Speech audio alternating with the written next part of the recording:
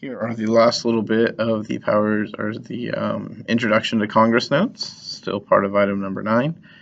And so now we're just going to quickly talk about Congress's specific powers. Some of these are listed in the Constitution. Some of these are implied by the Constitution.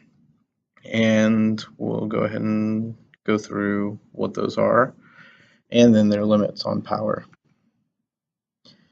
So first, Congress's express powers are through government finance, regulation of commerce, national defense, law enforcement, and national sovereignty.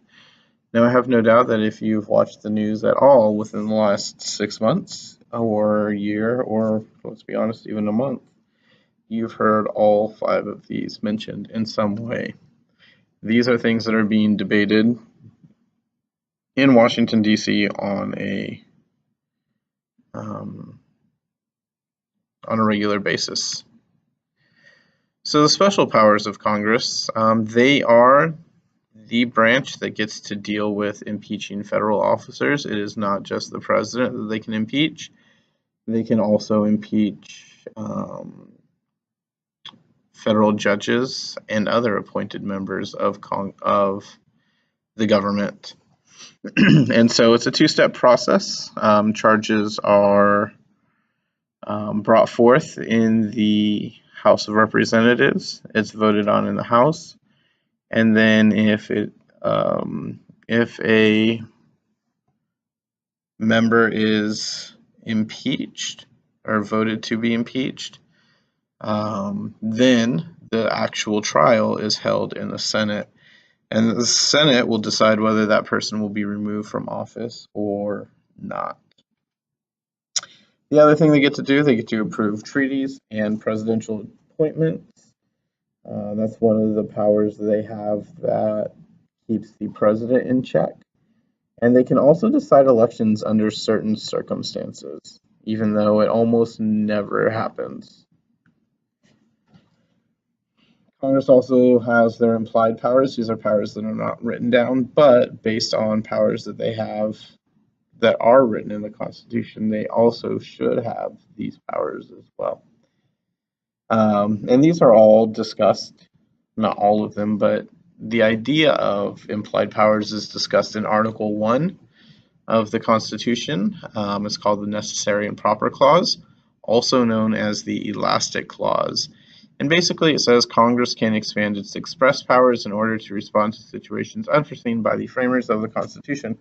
So necessary and proper clause, Congress has all powers necessary and proper to carry out the daily functions of the government. And so if there's something the government does that they need more power for, and it's implied by whatever it is they're doing, then they can go ahead and do it. For example, McCulloch v. Maryland's a bank case challenging Maryland's power to tax the second bank of the United States. That was our banking system way back in the 1800s when this case happened. And another idea or another thing that the government has power to do because of implied powers is they have the power to establish our nation's military academies. Now, nowhere in the Constitution does it say they have the right to do that, but since they do have the right to create the military, we would assume that we want them to also have the right to train the military. So we would do that through military academies, the officers anyways. Regular people, you just get to go to boot camp and get yelled at by the officers. So have fun with that. There are some congressional limits or some limits on congressional powers. For example, the idea of judicial review. Every time Congress passes a law, it goes to the president to be signed. When the president signs it, it then goes to the Supreme Court. And the Supreme Court gets to decide whether that bill is constitutional or not. And so if the Supreme Court says a bill is not constitutional, then it doesn't get to become a law, even though it's been passed by the House and the Senate, it's been signed by the president, it's ready to go.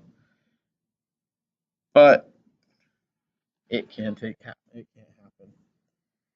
The 10th Amendment is also a limit on Congress's powers. It says any powers not expressly or implied by given to Congress by the Constitution are reserved for the states. And then Article 1, Section 9 of the Constitution mentions things like ex post facto law, bills of attainder, suspending writ of habeas corpus. All of those have to deal with trials and matters of law. So that is it. That's your notes for today.